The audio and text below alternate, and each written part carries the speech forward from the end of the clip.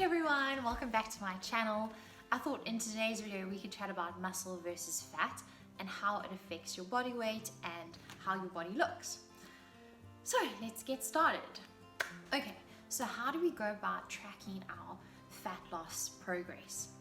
So I guess everyone knows we can use the scale, and I know a lot of people give the scale a bad rep.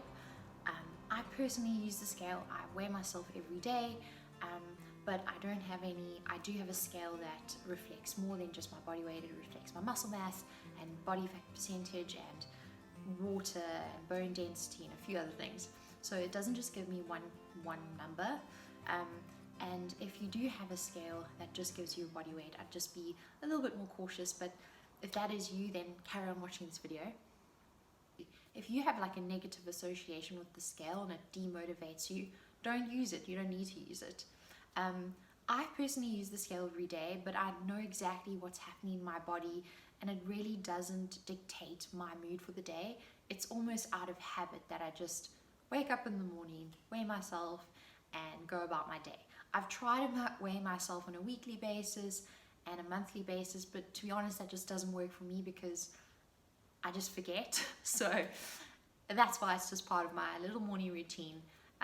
And yeah, I don't really let that number dictate my mood. Having said that, if you do have a scale that is just showing your body weight, then yes, you can use it to sort of gauge a trend in what your body weight is doing throughout a period, so months to 6 weeks.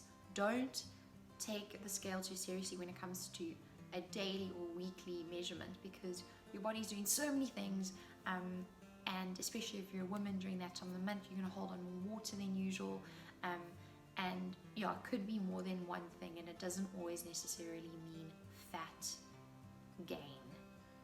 If it does go up. Let's just say I go on holiday and I've gained some body fat and I want to lose it. So get back from the holiday, I'm like, yes, let's do this. I'm exercising 5 times a week, and I'm smashing it. And after 6 weeks, I realized, okay, what the hell? My scale's gone up. What's going on? The first thing I'd ask myself is, okay, are you honestly really eating in a deficit, a calorie deficit? Because most of the time we think we're okay, and we don't realize those extra calories that we're consuming. That is the majority of the reason why your weight would go up during this process.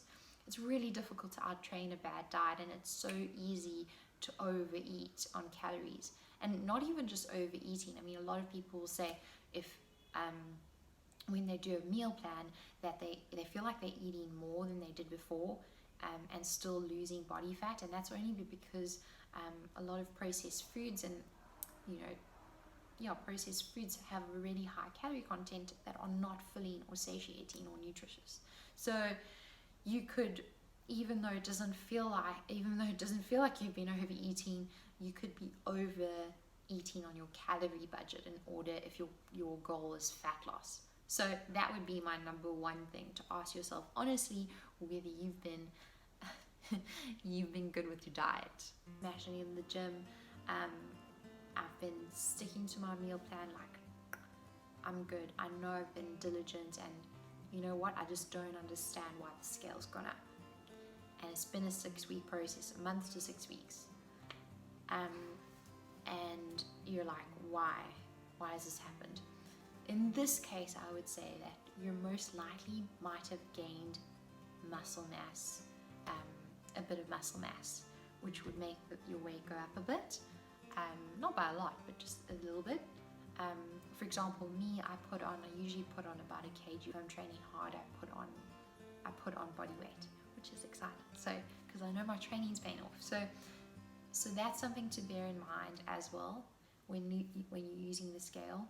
But you will obviously have to be honest with yourself. A lot of the time, it's because you're overeating on your calories. So just be honest with yourself, and yeah, I mean, otherwise, well done you. You've gained a small amount of muscle mass. If you can just visualize 2 kgs of fat, 2 kgs of muscle.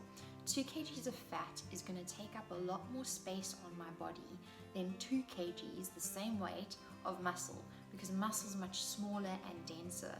So, and this is what you'll see with different people's body compositions, when two people can both weigh like 65 kgs but yet look totally different. Don't be scared of that body weight measurement.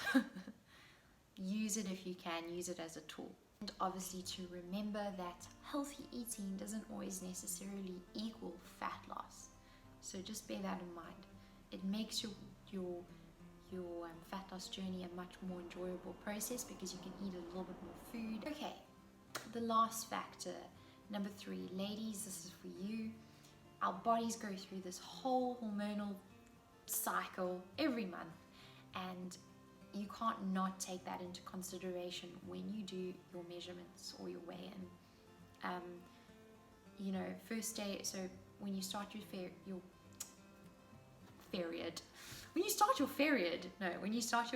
that's the first day of your cycle. Day 14 is when you ovulate, and after day 14, I think we can all relate here, is when you go through the luteal phase of your cycle, where you're most likely to be a little bit more depressed, a little bit bloated, general water retention, and just a bit moody.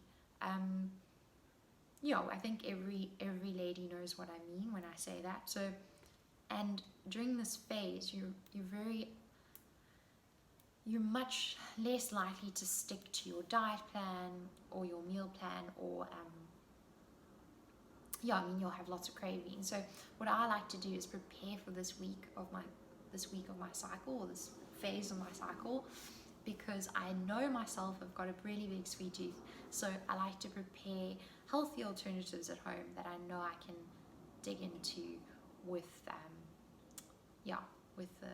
full happy heart. So yes, prep for that part of your cycle. You're most likely going to be your emotions are going to be all over the place, and they're going to really dictate most of your actions. So if you can prep for that in some way in order to not let it affect your progress as much, then do so. Also, don't take progress photos straight after you've worked out, because a lot of the time I see people do this and they feel like they're not seeing the results they think they should be seeing, and that's only because your muscles are going to be a lot more inflamed during or straight after working out, because you've just put them under a lot of stress and there's a lot of blood going there and they're a little bit more inflamed. So it's totally normal to feel a little bit like, not swollen, but like a little bit more inflamed around your body after a hectic workout. So, and it's not a true representation. It's like inflammation. Inflammation swells you up a little bit. So if that is you, then don't take progress photos straight after working out. Rather leave it for the next morning, where your muscles have had a little bit of time to recover and gone down. I really hope this video was useful. If it was, please give me a big thumbs up and subscribe.